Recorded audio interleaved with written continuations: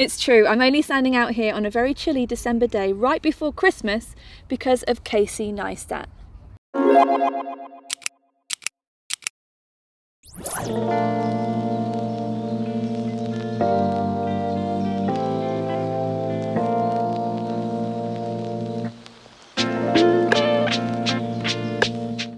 It's so cold, I'm wearing so many layers. I'm a firm believer in JOMO, the joy of missing out, so I really don't mind when I'm late to the party on things.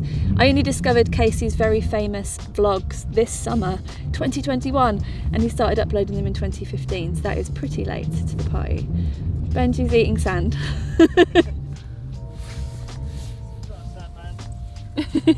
Sandman.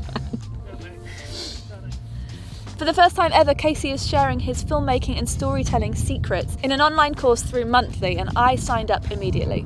I actually started vlogging in 2007, 8 years before Casey did, and I uploaded a couple of hundred videos to my old channel. But it was a lot harder to make videos for YouTube back then. I was using camcorders with tapes. Added to that, I'd sort of missed the memo about storytelling. It's just something I've been learning about much more recently. So I'm not surprised that my channel didn't blow up, and that's absolutely fine.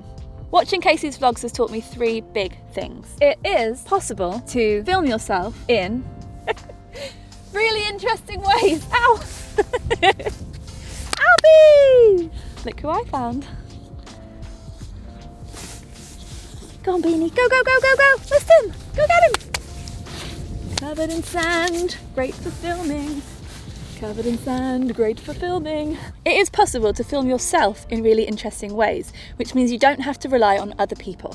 There are lots of different and fun ways to structure edits to tell a story, even when you think there might not be anything that interesting going on. 3, just get on with it. I'm aware there's a backlash against this course. I get the sense that people are concerned that this kind of course will just spawn thousands of copycat vloggers that will fill up YouTube with all of their stuff that looks the same as Casey Neistat's. The thing is, it's very normal to copy people when you start out in any creative field. That's just how we learn. Over time, hopefully you develop your own style and your own voice through getting to know yourself better and gaining confidence in your skills. All that deliberate practice is what gets you there.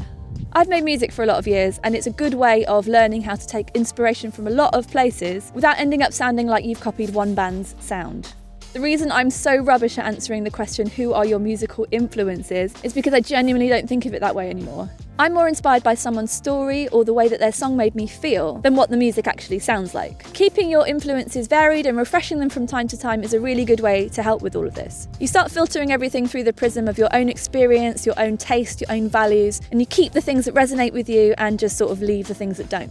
Most of the time I don't listen to much music at all because I find that ignoring what's going on in the world helps me focus on trying to make stuff that I like. So why have I signed up for Casey Neistat's filmmaking course? I only started this channel properly a few months ago, and that was in large part to watching Casey Neistat's vlogs. There's something about how he shares his life and his experience and his thoughts that really appeals to me. Basically, he's already made me get over myself, get off my sofa and start making videos. So I want to see where the course will push me next. I also want to be making videos all throughout 2022 and beyond, and I think this will really help.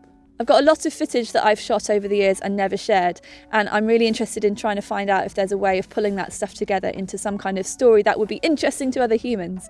And I think this course will help with that too. I want to film outdoors more, like this. And I know that's to do with overcoming laziness/discomfort, but it's also about overcoming fear. What will people think of me? Standing here like this isn't an easy thing for me to do. I feel really weird. When I was walking over from the car with all the stuff, I just felt like I couldn't be bothered, but I know that's to do with procrastination and fear. So I'm doing it. Look, I'm doing it. Look, I've done it. I'm also fascinated to learn more about Casey's thought process and the technical details of what he does, how he sets up his shots, and just the decisions he's making on the fly. Because I think that's how you learn from other people, is by watching them do stuff. Dogs! Albie! I see you!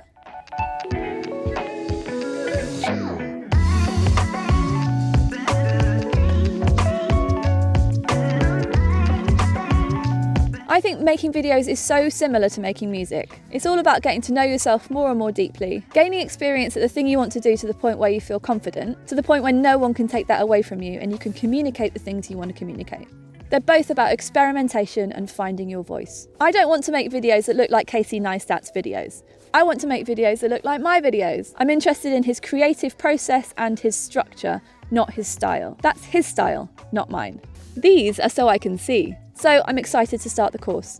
It's time for fish and chips now, but before I go, online learning has become a big part of my life in the past few years. This video isn't sponsored, I don't have any sponsors yet, but there is an affiliate link down below for Skillshare. I choose to pay full price for Skillshare membership every year because it's become so valuable to me. The next course I'm going to be doing is Andy J. Pietz's Social Media for Creatives. Sounds really interesting. So if you want to join me, click the link below to get 40% off your first year of membership, or you can get a 3 months trial and just get it done really quick. There's also a link below for money off the Casey Neistat filmmaking and storytelling course if you want to join me in there.